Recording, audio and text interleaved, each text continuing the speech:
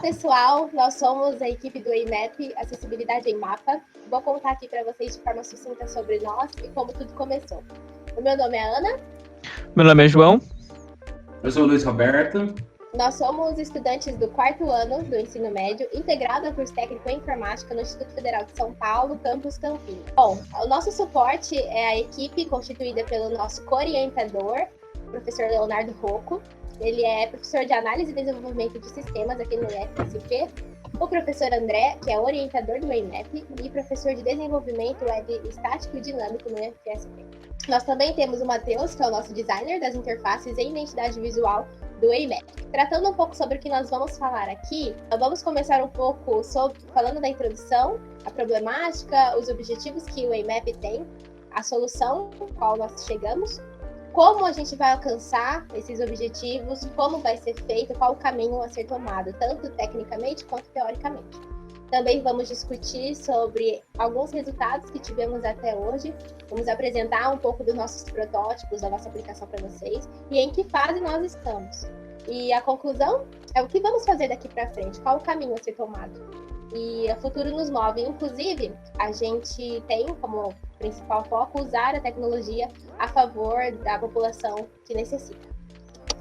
Dito isso, a problemática do EIMAP se constituiu nos estudos e pesquisas que nós fizemos, e esses dados eles são do Censo Demográfico do IBGE de 2010, que diz que 24% da população brasileira possui alguma deficiência, ou seja, mais ou menos 45 milhões de brasileiros possuem alguma deficiência. Dentre elas estão as deficiências visuais, auditivas, motoras e mentais. Porém, aqui no EIMAP nós só vamos trabalhar com 3 deficiências: deficiências visuais, auditivas e motoras. Nós vamos dar mais ênfase nessas ações que vão trazer mais conforto às pessoas com deficiência e uma vida mais cotidiana possível. E para isso nós vamos utilizar a tecnologia para suprir essa mazela. Nosso foco é que com o desenvolvimento dos séculos e da tecnologia para todos, as pessoas com deficiência também devem ser beneficiadas por ela. Nosso foco inicial é em Campinas, a nossa cidade, a nossa região, a qual nós conhecemos melhor. De acordo com a pesquisa da Fundação FEAC, 48.356 pessoas elas possuem deficiência auditiva, 63.690 pessoas possuem deficiência motora e 181.875 pessoas possuem deficiência visual. Isso dá mais ou menos 305 mil e alguns quebrados de pessoas só em Campinas. Esses dados também são de 2010. Bom, dito isso, o que nós queremos alcançar? Qual é o nosso propósito, nosso objetivo? Vamos catalogar os locais acessíveis para as pessoas com deficiência, analisando as informações coletadas. Então, vamos usar um mapa para isso, para catalogar esses locais. Nós também vamos definir os crivos de comparação para esses estabelecimentos e assim vamos classificar esses ambientes de acordo com a sua acessibilidade.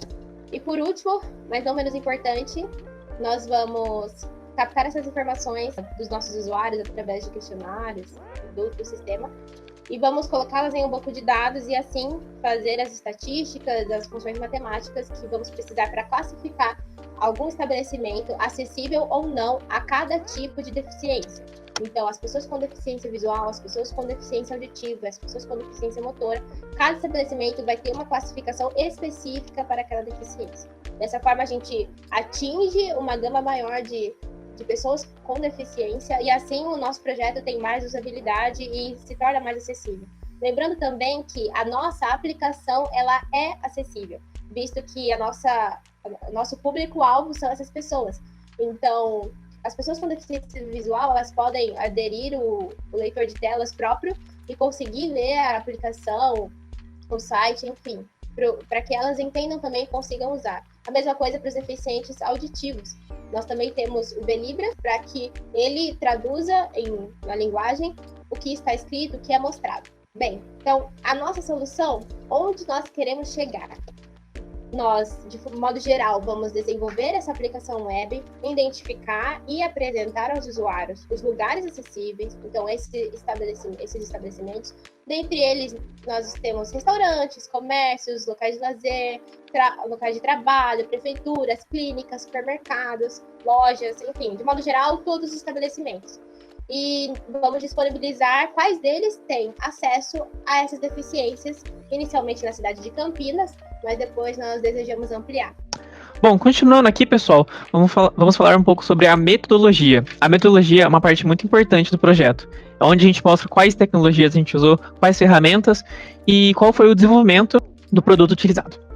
Bom, para fazer isso, a gente separou em 3 tópicos importantes, que é o documento de requisitos, o diagrama de fluxo de dados e as tecnologias, né, as ferramentas que nós utilizamos para desenvolver. Começando pelo documento de requisitos. Ele é essencial para a gente iniciar um software, independente de qual área que seja. Ele orienta para a gente quais funcionalidades vão ser implementadas no sistema e quais são as prioridades durante o desenvolvimento. Ele é muito importante para ser um guia durante a construção do sistema. Aqui no slide, temos um exemplo ao lado esquerdo que fala um requisito que colocamos no documento, que seria o cadastrar estabelecimento. Ele mostra quem foram os autores da criação, o detalhamento do que o usuário vai fazer, né, qual funcionalidade vai estar presente naquilo, e também um pouco da prioridade, que nesse caso foi essencial. Isso mostra quais prioridades são os pilares, né, da nossa aplicação. E nesse caso, é como o cadastro de estabelecimento é um dos pilares que a gente está fazendo de funcionalidade, né, de requisito, então por isso que ele é essencial, né. Mas vamos continuar aqui com a metodologia, pessoal. Agora a gente vai falar sobre um outro documento, que é o diagrama de fluxo de dados, ou como a gente chama, DFD. Bom, o diagrama de fluxo de dados, ele é muito importante para a gente destacar o fluxo de ações dos usuários e do sistema. A gente consegue ver todo o fluxo do sistema nesse diagrama. Por exemplo, a imagem não está mostrando perfeitamente, mas ali no usuário, ele mostra quais ações ele pode fazer dentro do nosso sistema. Ele pode se cadastrar, fazer o login, acessar os estabelecimentos, responder o questionário sobre tal estabelecimento. Então ele tem essas e outras diversas ações. E o sistema, por outro lado, ele tem que fornecer as informações dos estabelecimentos, ele tem que realizar o cadastro, ele tem que mostrar a API da biblioteca do mapa. Então nele é um diagrama que mostra o fluxo de como está funcionando o nosso projeto, na parte do software. Bom, pessoal, agora a gente vai falar sobre um outro tipo de diagrama. Nesse, a gente vai falar um pouco do diagrama de casos de uso. Ele é um pouco parecido com o último, que foi o do fluxo, mas esse aqui a gente vai falar especificamente as ações dos usuários. Nesse aqui que a gente pode ver no slide, né, a gente consegue ver 3 tipos de usuários. Usuários anônimos, usuários cadastrados e os administradores, e mostra um pouco das funções de cada um.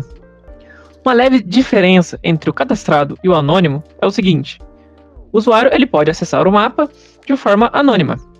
Ele pode ver o nível de acessibilidade daquele estabelecimento, mas a única diferença é que ele não vai poder cadastrar algum estabelecimento. E essa é uma grande diferença entre o cadastrado e o anônimo. Já o administrador, ele consegue ter um grande acesso ao sistema e fazendo diversas mudanças. Esse é o diagrama de casos de uso do nosso sistema. Como é um sistema para um site web, a gente usa os básicos que são HTML e CSS. HTML é responsável pelo esqueleto da página.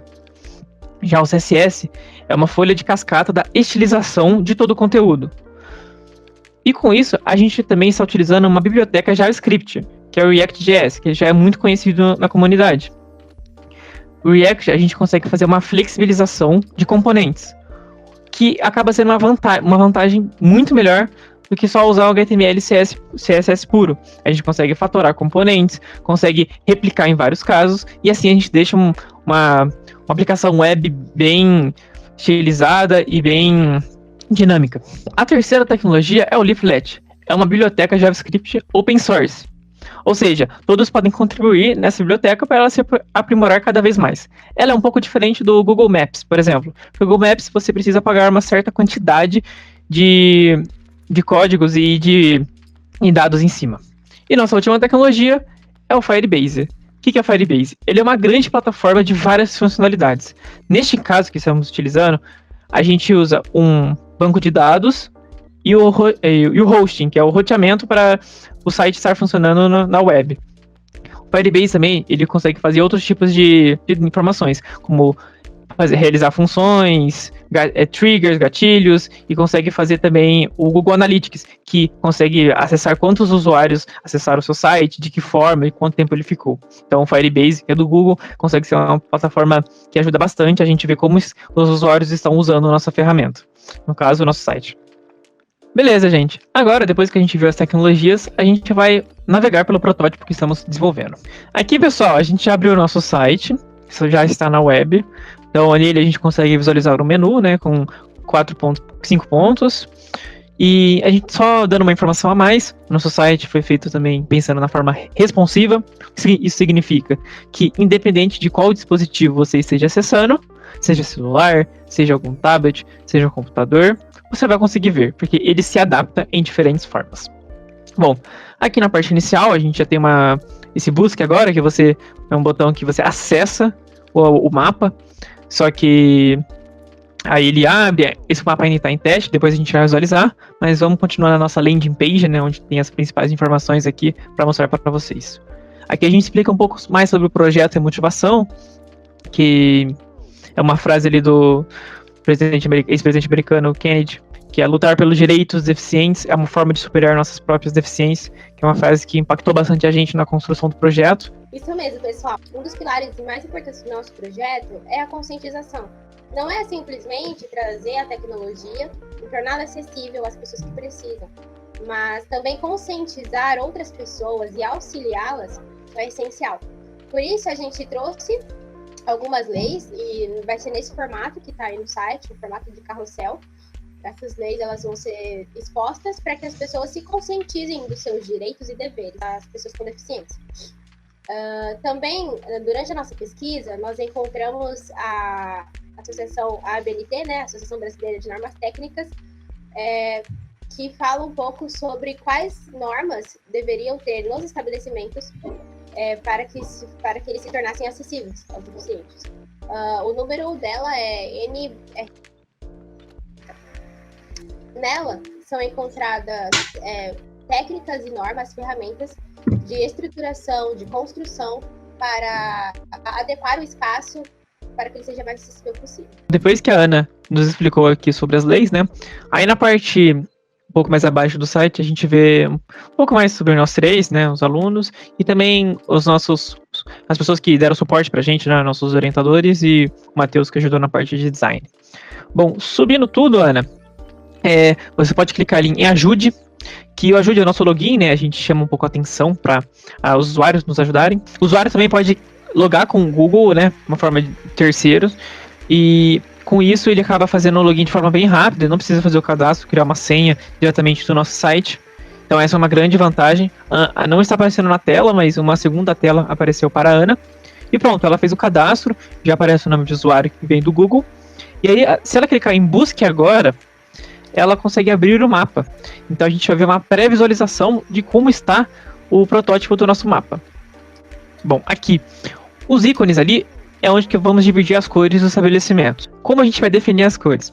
Cada estabelecimento vai possuir 12 perguntas. Essas perguntas vão ser gerais, então todos os estabelecimentos vão seguir as mesmas questões, onde o usuário vai poder assinalar de forma alternativa, sim, não ou não sei, sobre algumas perguntas daquele local. Não serão perguntas técnicas das regras, mas vão ser um pouco para o entendimento de todos os usuários. Então, por exemplo, no banheiro, se tem sinalização tátil para as pessoas deficientes visuais, se o cardápio ele tem um pouco do braille para os deficientes visuais também.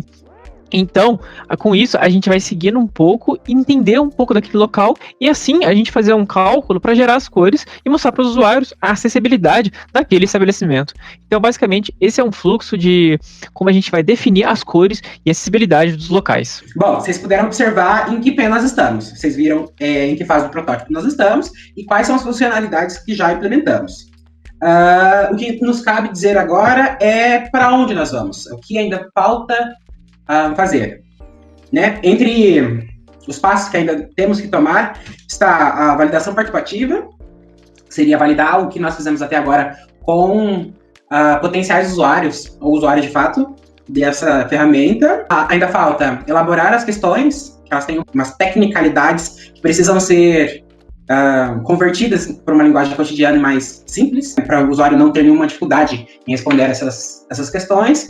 E converter essas respostas nas estatísticas, né, para poder categorizar os estabelecimentos. Bora lá, o que a gente pode concluir dessa fase? É que o projeto ele tem um grande futuro pela frente. né, enquanto uma ferramenta que possibilite a assimilação de uma série de populações de pessoas com deficiência. Eu acho que a meta-alvo e a meta suprema desse projeto seria popularizar as ações de inclusão dessas populações por meio desse tipo de ferramenta. E, se possível, da incorporação dessas ferramentas em políticas públicas. Claro. Então, nós concluímos aqui, pessoal. Muito obrigado por ter nos acompanhado até aqui. Esperamos realmente que esse projeto seja levado à frente e traga mais acessibilidade e conforto à vida das pessoas que necessitam através da tecnologia. E, principalmente, conscientização sobre direitos e leis a todas as pessoas. Muito obrigada. Tchau, tchau. Tchau, tchau, pessoal. Muito obrigado. Tchau, tchau.